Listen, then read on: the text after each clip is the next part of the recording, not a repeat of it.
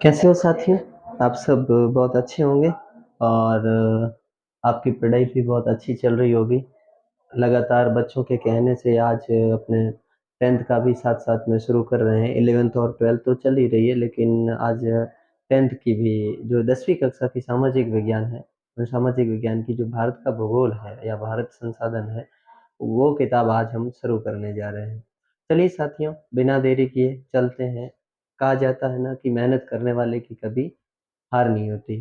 कोशिश करने वालों की कभी भी, अगर कोई भी व्यक्ति कोशिश करता है, तो उसकी भी कभी हार नहीं होती और जो मेहनत करता है, उसकी भी कभी हार नहीं होती। चलिए, संसाधन और विकास। संसाधन और विकास। यहाँ हमारे साथ सामने 2 बातें लिखी गई है। कितनी मतलब महत्वपूर्ण 2 शब्द, संसाधन और विकास। सबसे पहले संसाधन क्या है? प्रकृति पर जितना भी है, प्रकृति पर, पर्यावरण में जो कुछ भी है, सारा संसाधन में आता है। अगर आपको पूछ ले संसाधन की परिभाषा क्या है? क्या पूछ ले? परिभाषा। संसाधन हमें किन्हें कहेंगे कि पर्यावरण पर उपस्थित वो वस्तु या पर्यावरण में उपस्थित या स्थित वो वस्तु जो मानव के दैनिक जीवन के लिए उपयोगी हो। किसके लिए? मानव के दैनिक जीवन के लिए। वो क्या कहलाएगा? संसाधन कहलाएगा। मानव मानव के दैनिक जीवन में उपयोग आने वाली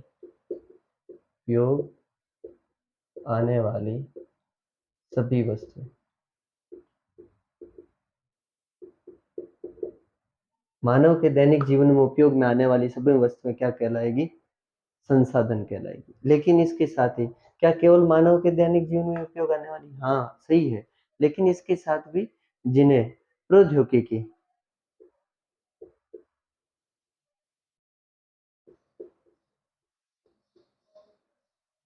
जिन्हें प्रौद्योगिकी प्रौद्योगिकी के जरिए क्या किया जा सकता है? संसाधन में बदला जा सकता है तथा संस्कृति में मान्य हो। सांस्कृतिक में मान्य क्या हो? सांस्कृतिक में मान्य हो, संभाव्य हो। संभाव्य संसाधन। संसाधन क्या है? मानव के दैनिक जीवन में उपयोग में आने वाली सभी वस्तुएं जो इस पर्यावरण में है, वो सब किसमें सम्मिलित है? संसाधन में है। संसाधनों का निर्माण प्रौद्योगिकी के द्वारा किया जा सकता है। ये इनमें सांस्कृतिक में मान्य होते हैं ये, और ये संभाव्य होते हैं। अब साथियों, संसाधन, मानव भी संसाधन है, जल भी संसाधन है, गाड़ी, घोड़े, वृक्ष, वन, वन्य जीव, प्राणी, सारे के सारे किस में आएंगे? संसाधन में आएंगे। मानव खुद भी संसाधन है एक प्रकार का। और दूसरा शब्द है विकास। विकास का मतलब होता है कि आपको पता होगा, हम भी एक दिन जन्मे थे, आज धीरे धीरे बड़े हुए, तो ये भी क्या है? विकास है। जिस दिन अपना देश आजाद हुआ था, उस समय देश में इतना नेटवर्क भी नहीं था। आज हम ऑनलाइन शिक्षा के माध्यम से पढ़ रहे हैं। क्या पहले जिस समय देश आजाद हुआ था या क्या जिस समय दुनिया पैदा हुई थी, उस समय ऑनलाइन था क्या? नहीं था। तो धीरे धीरे जो ये विकास, ये जो क्रम लगातार प्रगति हो रही है, ये सारी की सारी प्रगति क्या कहलाती है? विकास कहलाती है। अब देखिए, अब इसके बाद संसाधनों के अनेक प्रकार है। देखिए, जिनमें सबसे पहली चीज उत्पत्ति के आधार। किसके आधार पर? उत्पत्ति के आधार पर संसाधन। किसके आधार पर? उत्पत्ति के आधार पर संसाधन। कितने प्रकार के होते हैं? 2 प्रकार के। कितने प्रकार के हैं? 2। एक जैव और दूसरा है, पहला जैव है और दूसरा कौन सा है? अजैव। उत्पत्ति के आधार पर संसाधन कितने प्रकार के होते हैं? 2 प्रकार के। एक जैव संसाधन और दूसरा अजैव संसाधन। अब देखिए, जैव संसाधन जिसमें जीवन व्याप्त हो, जीवन व्याप्त हो,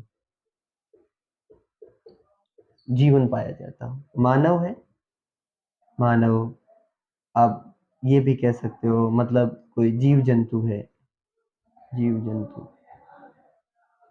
वन्य जीव आदि। ठीक है। जिसमें जीवन पाया जाता है, जीवन संभव है, वे क्या कहलाते हैं? कौन से संसाधन कहलाते हैं? जीव संसाधन कहलाते हैं। और इसमें मानव है, जीव जंतु, वन्य जीव आदि आते हैं। अजीव, जिसमें जीवन व्याप्त नहीं होता, व्याप्त नहीं होता, अर्थात अर्थात निर्जीव होते हैं। क्या होते हैं? निर्जीव।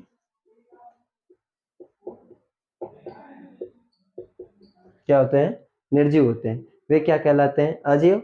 उदाहरण के लिए पत्थर, धातु, ये सारे की सारी चीजें, मतलब जिसमें जीवन नहीं पाया जाता वो सारा का सारा अजीव है। और जिनमें जीवन पाया जाता है वो क्या कहलाता है? जैविक संसाधन कहलाते हैं, जिनमें जीवन व्याप्त होता है। अब ये तो है उत्पत्ति के आधार पर। देखिए साथियों कि अमूमन अगर कोई पर्सन बनता है, साधारणतः वो या तो उत्पत्ति के आधार पर पूछा जाता है और या पूछा जाता है अपने स्वामित्व के आधार पर। किन के आधार पर? या तो उत्पत्ति के आधार पर, या स्वामित्व के आधार पर, या समाप्य के आधार पर। आपको पता होगा पिछली बार जिसने 10वीं कक्षा का बोर्ड दिया उनमें कम से कम 7 या 8 नंबर के सवाल आए थे, वो समाप्य के आधार पर संसाधन कौन से उनसे संबंधित आए। खैर देखते हैं अगला। तो ये उत्पत्ति के आधार पर संसाधन दो प्रकार के हो गए। अगला है समापय के आधार पर। समापय के आधार पर भी संसाधन कितने प्रकार के हैं? दो। समापय के आधार पर, समापयता के आधार पर संसाधन। किसके आधार पर? समापयता के आधार पर संसाधन। ये भी कितने प्रकार के? दो। एक नवीकरणीय और दूसरा अनवीकरणीय। अब देखिए शब्द से ही पता चल रहा है क्या लिखा है, नवीकरणीय, और दूसरा लिखा है अनवीकरणीय। नवीकरणीय का मतलब होता है जिसे नया किया जा सकता, अनवीकरणीय जो नया नहीं किया जा सकता, अर्थात जिसे वापस लाया जा सकता है, वापस बनाया जा सकता है, खोज की जा सकती है। और अनवीकरणीय में जिसका ऐसा संभव नहीं हो, वापस बनाना संभव नहीं हो। नवीकरणीय जिसको पुनः लाया जा सकता,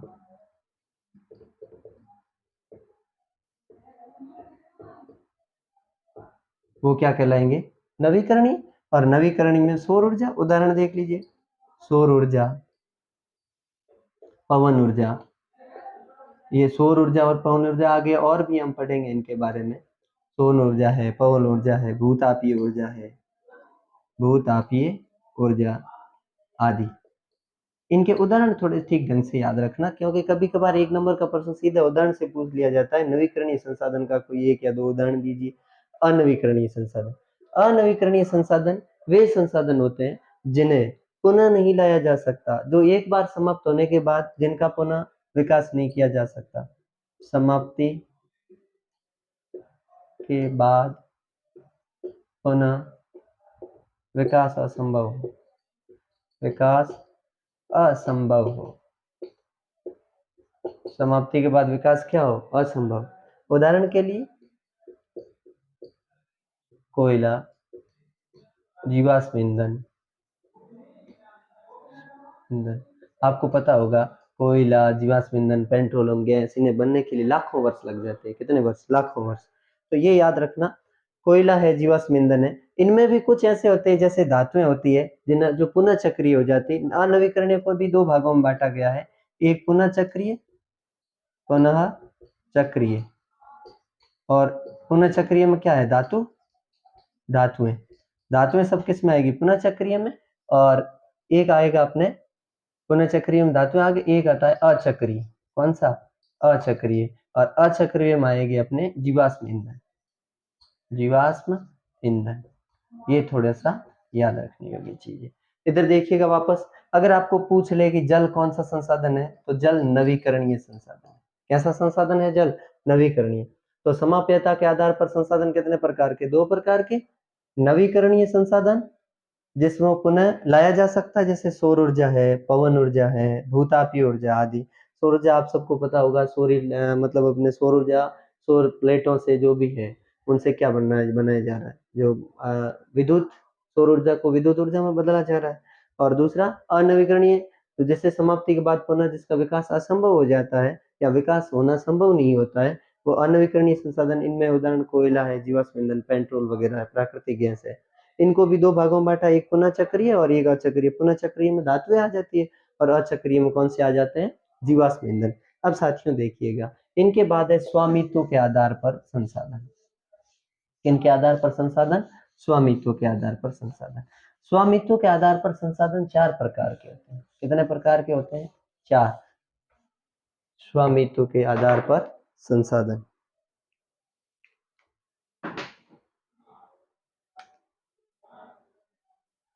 स्वामित्व के आधार पर संसाधन, स्वामित्व के आधार पर।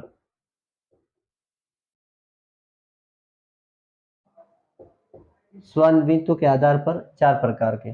कौन कौन से चार प्रकार के? थोड़े से प्रकार चारों ठीक ढंग से याद करना। पहला व्यक्तिगत, दूसरा सामुदायिक। पहला व्यक्तिगत, दूसरा सामुदायिक, तीसरा राष्ट्रीय और चौथा अंतर्राष्ट्रीय।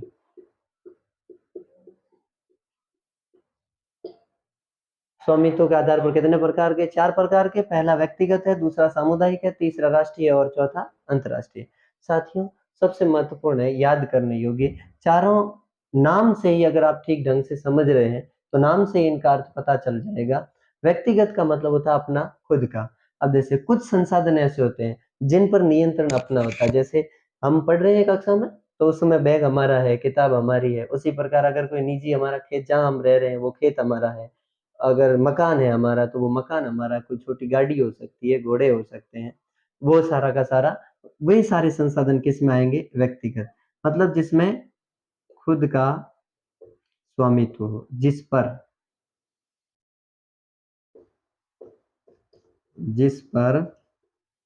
खुद का स्वामित्व हो। कोई निजी पार्क हो सकता है, निजी पार्क, कोई निजी कुआं हो सकता है, कोई निजी बगीचा हो सकता है, खेत हो सकता है, घर हो सकता है, गाड़ी हो सकती है। यानी मतलब बहुत उदाहरण है। ये सब किस में आएंगे? व्यक्तिगत में आएंगे। दूसरा सामुदायिक। सामुदायिक का मतलब होता है जो किसी समुदाय के, जैसे हमारा पंचायत के हो, किसके हो? पंचायत के, ग्राम पंचायत के। तो उसमें मान लो तालाब है, कोई अस्पताल है। अस्पताल एक का तो हो नहीं सकता,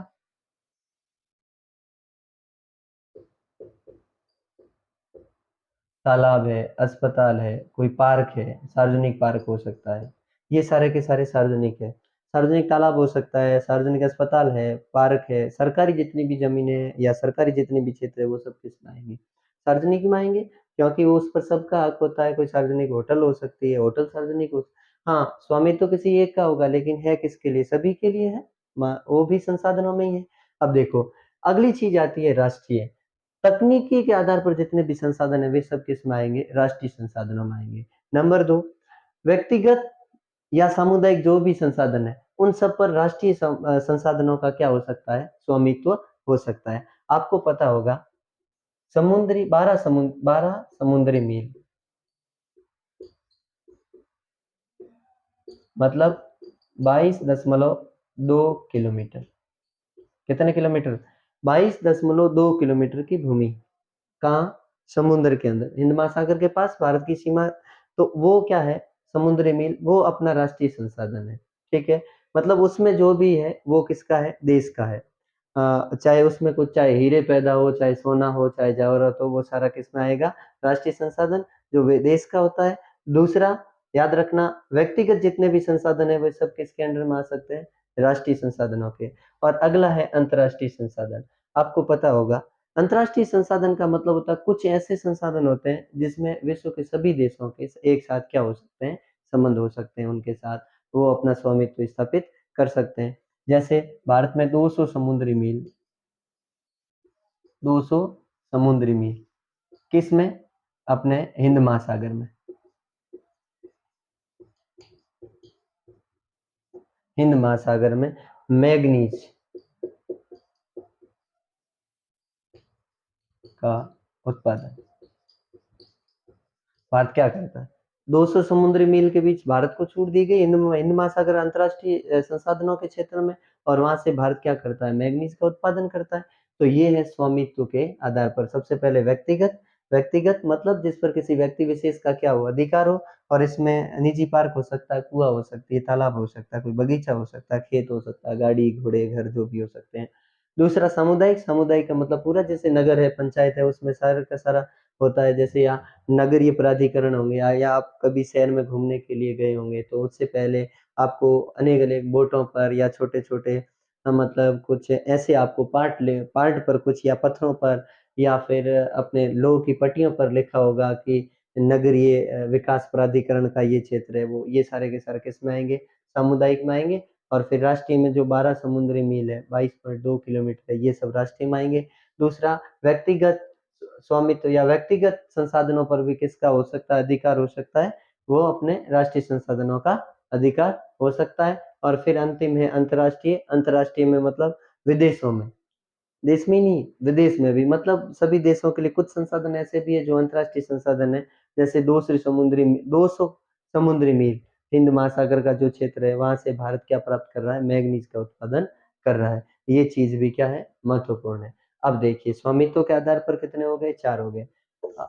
अगला अब है विकास के आधार पर। किसके आधार पर? विकास के आधार पर। विकास के आधार पर भी 4 प्रकार के। कितने प्रकार के? 4।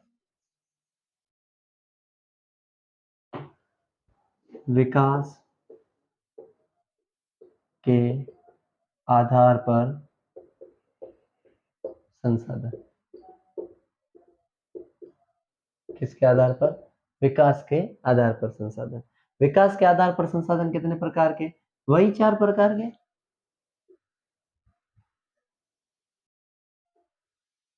संभावी कौन से संसाधन? विकास के आधार पर भी संसाधन 4 प्रकार के हो सकते हैं, जिसमें पहला है संभावी, दूसरा है विकसित। दूसरा कौन सा है? विकसित। दूसरा तीसरा है भंडार। चौथा है संचित कोष। कैसा कोष? संचित कोष। 4 विकास के आधार पर कोई पूछ ले संसाधन कितने प्रकार के, तो 4 प्रकार के। कौन सा? पहला संभावी, दूसरा विकसित, तीसरा भंडार, और चौथा है संचित कोष। देखिए इधर, पहली चीज संभावी। संभावी मतलब जिसकी संभावना है। जैसे आपको पता होगा गुजरात और राजस्थान में, गुजरात और राजस्थान में,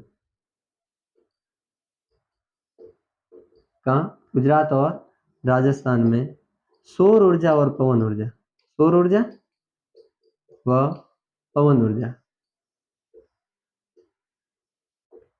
इन दोनों के मतलब संसाधनों की क्या है? संभावना है। क्या है? संभावना है। और धीरे धीरे विकास भी किया जा रहा है। आपको पता होगा भांडला जोधपुर में सबसे बड़ा आपके पास अपने सौर ऊर्जा प्लांट लग रहा है एशिया का। दूसरा ये विकसित, विकसित में क्या है? जिनकी खोज की जा चुकी है, जिसके ऊपर जो योजना है, नियोजन वगैरह करना है, सारा का सारा काम हो चुका है, और जिनका कहीं न कहीं उत्खनन भी हो रहा है, वो विकसित है। मतलब जिनका पूर्ण रूप से ज्ञात है हमें, और उनके ऊपर व्यक्ति जिस समय चाहे या जिस समय सरकार चाहे उस समय उसका उपयोग कर सकती है। वो कौन-सा आएगा? विकास के आधार पर वाला कौन-सा आएगा? विकसित संसाधन आएगा। और तीसरा है भंडार। भंडार मतलब वे संसाधन जिनका जिनके बारे में पता है, लेकिन उनका उपयोग किस प्रकार किया जाए, वो अभी तक पता नहीं चला है। इसके संदर्भ में देखिएगा, जैसे जल है, कौन-सा है? जल। जल में H2O होता है। आपको पता होगा, जल में क्या होता है? H2O जल का सूत्र यही है। H का मतलब 2 हाइड्रोजन होते हैं, 1 ऑक्सीजन होता है। तो अगर हम हाइड्रोजन का उपयोग अलग से कर सकते हैं, तो इसका मतलब बहुत महत्वपूर्ण भूमिका हमारे क्षेत्रों में वर्तमान में हाइड्रोजन निभा सकता है। लेकिन इनको अलग करने की विधियाँ या फिर इनका जो तरीका है, वो अभी तक हमारे पास पूर्ण पता तक नहीं चला है। और चौथी चीज़ है, वो है संचित कोष। संचित कोष में क्या है साथियों? संचित वही जल वगैरह है, या कोई मतलब वन्य क्षेत्र है, वन्य क्षेत्र। जल है या वन्य क्षेत्र है, भंडार का ही संचित कोष दूसरा रूप है। किसका रूप है? भंडार का ही। ठीक है, इनमें भी क्या है? इनके बारे में भी तो पता है, लेकिन अभी उपयोग शुरू हुआ नहीं है पूर्ण रूप से। इनका यार उपयोग करने की विधियां नहीं मिली है। आपको पता होगा कि समुद्री क्षेत्रों से या नदियों से या बांधों से हम जल का निर्माण कर रहे हैं। तो ये बांधों से जल का निर्माण करना वगैरह, ये सारा का सारा, या विद्युत उत्पादन करना बांधों से, तो ये सब किस में आएगा? संचित कोष में आएगा। कुछ हद तक हमने, जैसे कि आपने देखा होगा भाखड़ा नागल बांध है, या हीराकुंड बांध है, या रावत भाटा चित्तौड़गढ़ में, या फिर मतलब अनेक ऐसे बांधों पर धीरे धीरे क्या कर रहे हैं, हम जल ऊर्जा को विद्युत ऊर्जा में टरबाइन के माध्यम से या विद्युत मोटर के माध्यम से घुमा कर क्या कर रहे हैं, परिवर्तित कर रहे हैं। तो ये सब किस में आएगा? संचित कोष में आएगा। तो एक याद रखना, जल से विद्युत बनाना, विद्युत बनाना, किससे विद्युत बनाना? जल से विद्युत बनाना। तो ये संचित कोष में है। अब देखिए, वापस देख लीजिए, विकास के आधार पर कितने प्रकार के संसाधन? 4 प्रकार के। पहला संभावी, मतलब जिसकी संभावना है, जैसे गुजरात और राजस्थान क्षेत्र में सौर ऊर्जा, आपको पता होगा। पश्चिमी राजस्थान में दोहरे और पश्चिमी राजस्थान में सबसे महत्वपूर्ण चीज क्या? खूब गर्मी पड़ती है, सूर्य बहुत ज्यादा अपना प्रकाश छोड़ता है। तो यहाँ सौर ऊर्जा के सबसे अच्छे संभावनाएं बन सकती है, पवन ऊर्जा की संभावनाएं बन सकती है भाखड़ों पे। और विकसित विकसित में जिनका पता किया जा चुका है, जिनका उपयोग जिस समय, मतलब जिस समय उनकी आवश्यकता पड़ेगी उस समय जिनका उपयोग हो जाएगा, वो कौन सा है? विकसित। और तीसरा कौन सा? भंडार। भंडार का मतलब होता है हमारे पास तो है, भंडार भी मिल गए, लेकिन उनका उपयोग करने का तरीका नहीं है। जैसे ये दल में H2 हाइड्रोजन वाला, तो ये हमारे पास अभी तरीका नहीं मिला। और संचित कोष भंडार का ही दूसरा रूप है। इसमें वन्य क्षेत्र या जल है, या फिर जल से विद्युत वगैरह बनाना है, इसमें ही वो है। भंडार क्षेत्र तो मिल गए हमें, लेकिन अभी तक पूर्ण रूप से उनका उपयोग किस प्रकार किया जाएगा या उन्हें संसाधनों में बदला किस प्रकार जाएगा, वो अभी तक विधि हमें पता नहीं चली है। लेकिन फिर भी हम क्या कर कर फिर भी इनके संदर्भ में धीरे धीरे इस ऊर्जा संचित कोष को के संसाधनों को भी क्या किया जा रहा है? धीरे धीरे संसाधनों में बदला जा रहा है। जैसे जल ऊर्जा को किसमें, जल के माध्यम टरबाइन को घुमाकर किसमें, यांत्रिक ऊर्जा को किसमें बदला जा रहा है? अपने विद्युत ऊर्जा में बदला जा रहा है। ये सारा का सारा अपने संसाधन है। अब अगला देखिए साथियों, संसाधन नियोजन। किसकी बात करें? संसाधन नियोजन। ये तो संसाधनों के प्रकार है, संसाधन का नियोजन भी तो होना चाहिए। क्या होना चाहिए? नियोजन।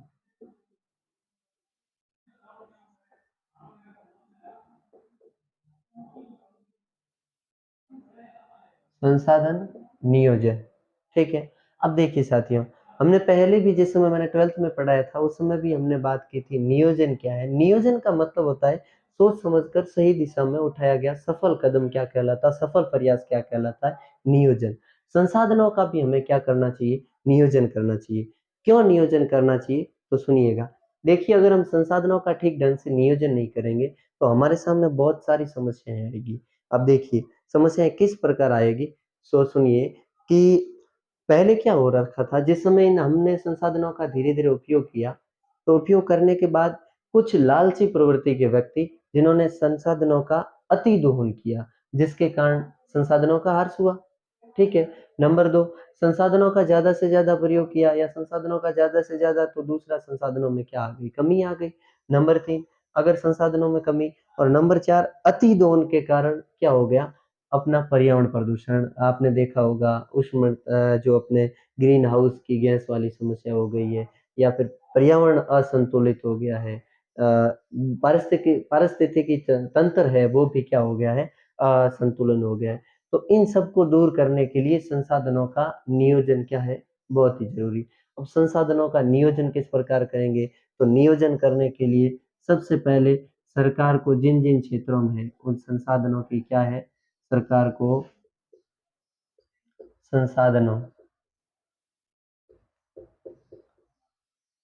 की नामवार नामवर सारणी बनानी।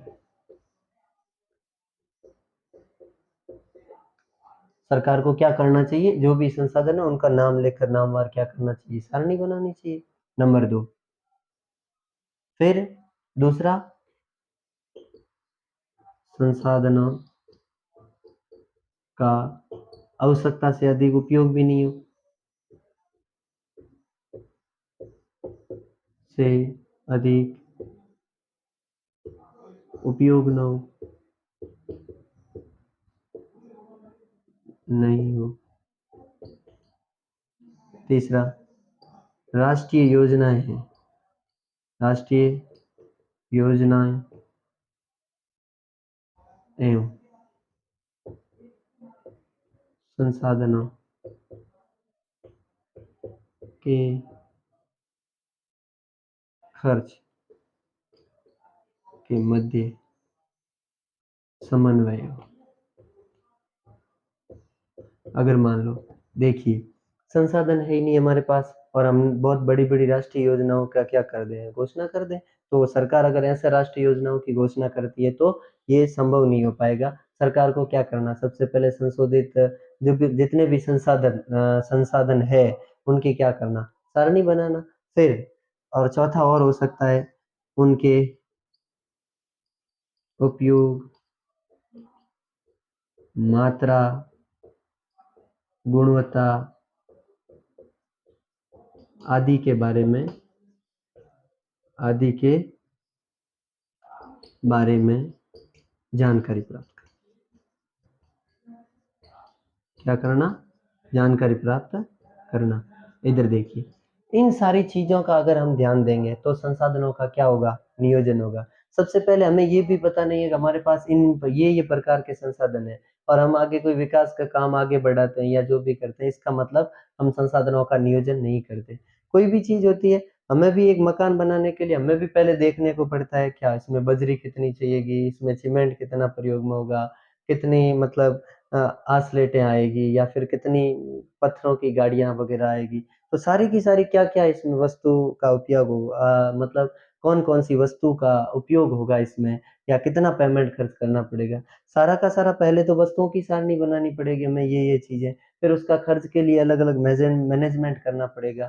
फिर उन वस्तुओं की उपयोगिता किस प्रकार की होगी, मात्रा कितनी है। हम मकान तो मान लो 10 मंजिला बना दें, लेकिन उन वस्तुओं की गुणवत्ता ही अच्छी नहीं है। हो सकता है हम कच्ची ईंटें ले आए या ऐसी ईंटें ले आए, जो कोई तूफ़ान आया या आँधी आई या फिर कोई बारिश हुई, जिसके कारण क्या या हम खराब सीमेंट आ गई हो हमारी, उसकी गुणवत्ता हमारे पास अच्छी नहीं आई हो, तो 3-4 वर्ष में ही वो हमारा जितना जो हमने बिल्डिंग खड़ी की, वो ध्वस्त हो जाए। तो इसका मतलब हम नियोजन में नहीं हैं। नियोजन में होने के लिए इन सारों की क्या है, आवश्यकता।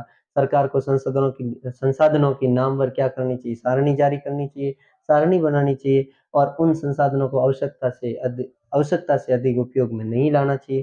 दूसरा, राष्ट्रीय योजनाएँ एवं संसाधनों के खर्च के मध्य क्या हो, समन्वय होना चाहिए। और चौथा है, उनके मतलब संसाधनों के उपयोग के बारे में, गुणवत्ता के बारे में, मात्रा के बारे में, आदि के बारे में क्या प्राप्त करनी चाहिए, हमें जानकारी प्राप्त करनी चाहिए। अब देखिए साथियों, अब देखो कि ज्यों-ज्यों संसाधनों का ज़्यादा से ज़्यादा ह्रास हुआ, तो दुनिया के विश्व के सामने नई-नई समस्याएँ पैदा हो गई, नए-नए संकट पैदा हो गए। गांधी लिखते हैं इसके संदर्भ में, महात्मा गांधी का कथन है, गांधी महात्मा गांधी लिखते हैं, क्या लिखते हैं महात्मा गांधी? महात्मा गांधी कहते हैं कि व्यक्ति की आवश्यकता की पूर्ति करने के लिए तो संसाधन है। व्यक्ति की व्यक्ति की व्यक्ति की आवश्यकता पूर्ति के संसाधन तो है, लेकिन लेकिन लालच की पूर्ति के नहीं। अर्थात व्यक्ति की आवश्यकता की पूर्ति के लिए तो संसाधन है हमारे पास, लेकिन उसके लालच की पूर्ति के लिए संसाधन नहीं है। अर्थात रोटी अर्थात पेट भरने के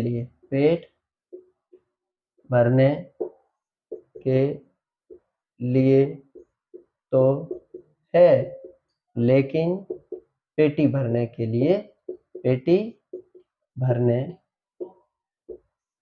के लिए नहीं। इधर देखिए क्या लिखा है कि व्यक्ति की आवश्यकता की पूर्ति के लिए तो हमारे पास संसाधन है, लेकिन लालच की पूर्ति के लिए नहीं है। अर्थात पेट भरने के लिए तो है, लेकिन पेटी भरने के लिए नहीं। गांधी जी इन पंक्तियों के माध्यम से उन व्यक्तियों के प्रति कटाक्ष कर रहे हैं जो लालच ज़्यादा करते हैं या जो अमीर लोग ज़्यादा से ज़्यादा मुनाफा कमाने के लिए क्या कर रहे हैं, इन संसाधनों का ह्रास कर रहे हैं, जिसके कारण पर्यावरणीय संतुलनता है वो हमें देखने को मिल रही है। आपको पता होगा आज ग्रीन हाउस प्रभाव की गैसें हैं या फिर जितना जो पृथ्वी की उष्णता बढ़ रही है, ये सारा कहीं न कहीं या अनेक महामारियाँ फैल रही है, प्रदूषण बढ़ रहा है, ओज़ोन परत में छिद्र हो रहे हैं या वृक्षों की बहुत ज़्यादा कटाई होने के कारण ऑक्सीजन जैसी मतलब जीवनकारी गैसों की क्या हो रही है, कमी हो रही है। तरह-तरह की बीमारियाँ बढ़ रही है। ये सब कारण कहीं न कहीं संसाधनों के असीमित दोहन से हुआ है ऐसा या अति दोहन से उनका ये हाल पूरे पर्यावरण का हुआ। अब देखिए, एक याद करना रियो डी जेनेरियो।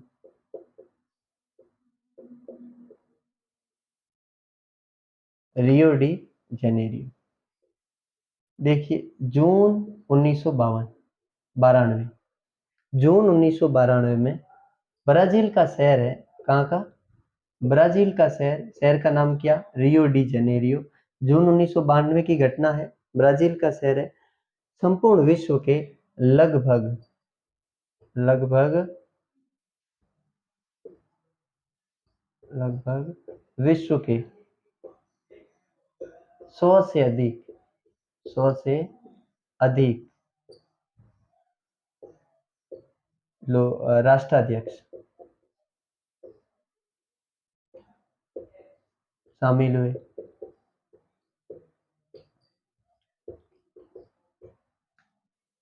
तथा पहला पृथ्वी सम्मेलन आयोजित किया।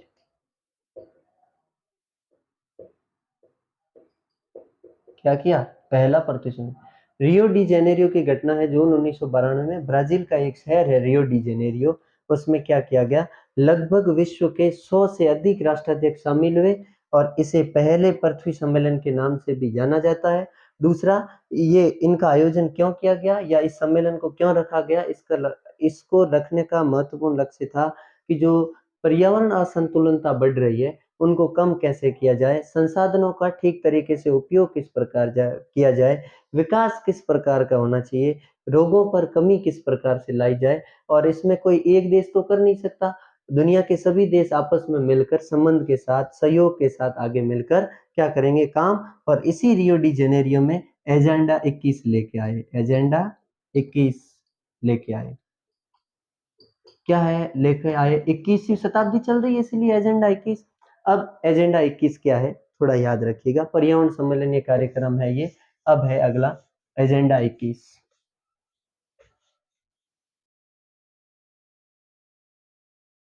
पर्यावरण दिवस के रूप में भी मनाया जाता है 5 जून को।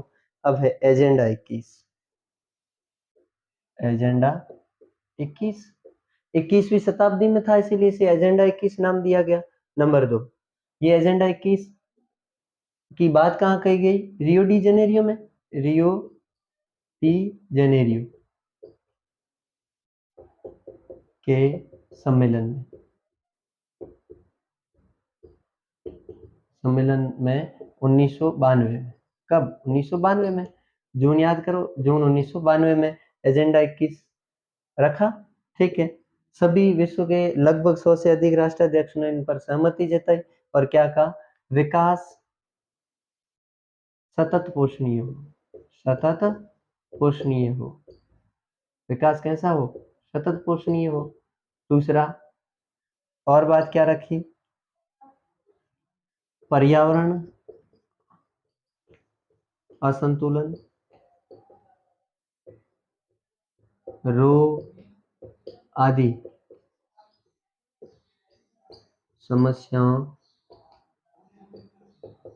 का निपटारा विश्व सहयोग से किया जाए।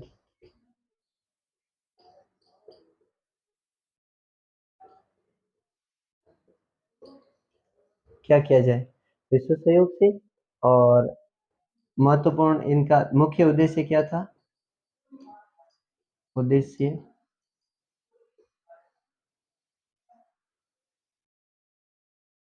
मुख्य उद्देश्य था एजेंडा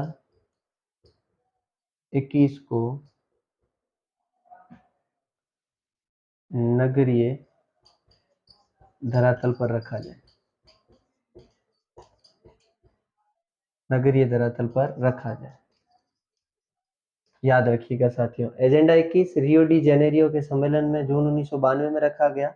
ठीक है, ये सम्मेलन कहाँ हुआ? ब्राजील में हुआ। विकास कैसा हो? सतत पोषणीय हो। दूसरा, पर्यावरण असंतुलन है, रोग आदि पर क्या है, जितनी भी आदि की समस्या है उनका समाधान या निपटारा है विश्व सहयोग से किया जाए। और इसका मुख्य उद्देश्य क्या रखा गया? एजेंडा 21 को नगरीय धरातल पर रखा जाए, ताकि दुनिया के सभी देश मिलकर क्या करेंगे, इस जो इन समस्याएं चल रही है इन समस्याओं से छुटकारा या मुक्ति पाने का प्रयास करेंगे। अब देखिए साथियों, एक और चीज है एजेंडा 21। एजेंडा 21 हो गया। अब है सतत पोषणीय विकास। सतत पोषणीय विकास। कैसा विकास? सतत पोषणीय विकास। सतत पोषणीय विकास वो विकास जो पर्यावरण को बिना नुकसान पहुंचाए। वह विकास जो पर्यावरण को बिना नुकसान पहुंचाए। बिना नुकसान पहुंचाए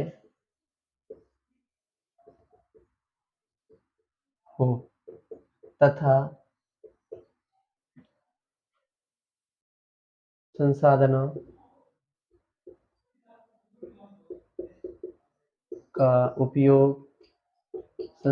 का उपयोग इस प्रकार किया जाए कि भविष्य में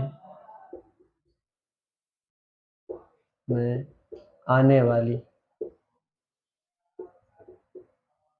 पीढ़ियों के लिए सुरक्षित बचा कर रखे।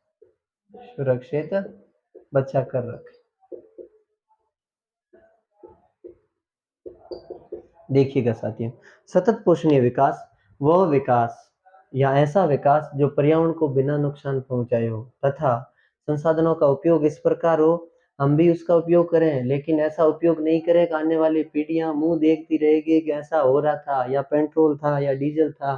फिर वो जैसे कि आज हम म्यूजियम में प्राचीन चीजें देख रहे हैं, वो भी क्या करेंगे, आने वाली पीढ़ियां देखेगी कि ये बाइक थी, पेट्रोल से चलती थी, या फिर ये गाड़ी थी, ये वो गाड़ी थी, ये वो। जिस प्रकार अमूमन आज हमें बलद छकड़ी मिलने को बहुत कम, चांस ही नहीं है, बहुत कम मिलती है। हालांकि कहीं कहीं पहले हमारे मतलब दादाजी या परदादाजी उनके पास तो कोई रेलगाड़ी वगैरह थी नहीं, कोई वायुयान वगैरह या कोई गाड़ी मोटर वगैरह थी नहीं। उनके पास क्या था? केवल और केवल बैलगाड़ी थी। बैलगाड़ी से अपना काम करते थे। उसी प्रकार आपने देखा होगा हमारे दादाजी के समय पूरे सबके पास क्या था? बैल रखते थे, और बैलों से ही क्या करते थे? खेती। आज सबके घर में अमूमन क्या है? ट्रैक्टर है। तो आने वाली पीढ़ियां अगर पेट्रोल वगैरह हम इस तरीके से उपयोग करेंगे तो ये सब क्या हो जाएंगे? समाप्त हो जाएंगे। और फिर ये भी जो ट्रैक्टर है, गाड़ियां म्यूजियम में रखी होगी, और आने वाली पीढ़ियां पुनः किसका उपयोग करेगी? बैलगाड़ियों का उपयोग करेगी, और वे हमें गालियां देगी। हमारे जो बेलखने पूर्वज थे जिन्होंने क्या कर दिया हमारे लिए, ये ऐसा अच्छा नहीं रखा, मतलब सारा का सारा उन्होंने समाप्त करके चले गए। अब हमें ये भुगतना पड़ रहा है कि हमें क्या करना पड़ रहा है? हमें पुनः बैलगाड़ियों के माध्यम से आना और जाना पड़ रहा है। हमें पुनः बैलों के माध्यम से खेती करनी पड़ रही है।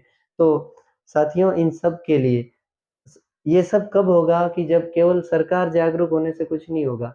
इसमें संसाधनों की रक्षा के लिए, पर्यावरण की रक्षा के लिए प्रत्येक मानव को जागरूक होना पड़ेगा, क्योंकि मानव खुद एक क्या है? संसाधन है।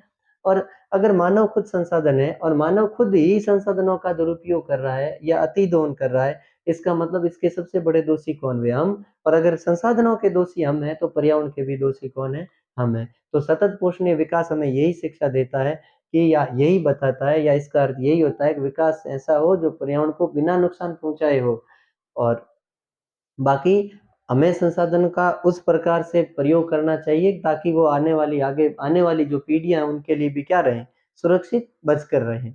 ठीक है? अब देखिए साथियों, हमें बार-बार पर्यावरण शब्द को पढ़ने को मिल रहा है। पर्यावरण शब्द है परि प्लस आवरण से मिला है। आवरण का मतलब परि का मतलब चारों ओर का, आवरण का मतलब है क्षेत्र। चारों ओर का जो क्षेत्र है वो क्या है? पर्यावरण है। तो इससे हमें सीख लेनी चाहिए कि हमारे जो चारों ओर का जो भी वातावरण है, वो पूरा का पूरा किसमें आएगा? पर्यावरण में आएगा। तो अगर कोई हिंदी का विद्यार्थी भी है, तो परि और आवरण में याद रखना पर्यावरण में कौन-सी संधि है? यण संधि है। कौन-सी संधि है? यण संधि। कोई हिंदी का विद्यार्थी है, बहुत बार परि पर प्लस आवरण पूछा जाता है। मुख्य शब्द पर्यावरण बनता है।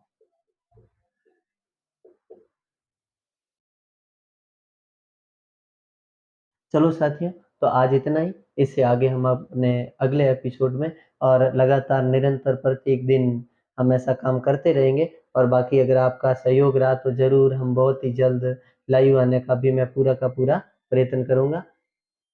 आप ठीक ढंग से देख रहे होंगे, अच्छे प्रकार के साथ-साथ में लिख रहे होंगे, इसके लिए आपका बहुत-बहुत धन्यवाद। और मैं आशा और अपेक्षा करता हूँ आपसे कि आप इसी प्रकार हमेशा बहुत अच्छे पढ़ते रहेंगे और अपना अच्छा परिणाम देंगे, जिससे आपके मम्मी-पापा का और आपके परिवारजनों के साथ आपका खुद का और आपके गुरुओं का भी नाम रोशन होगा। धन्यवाद, नमस्कार।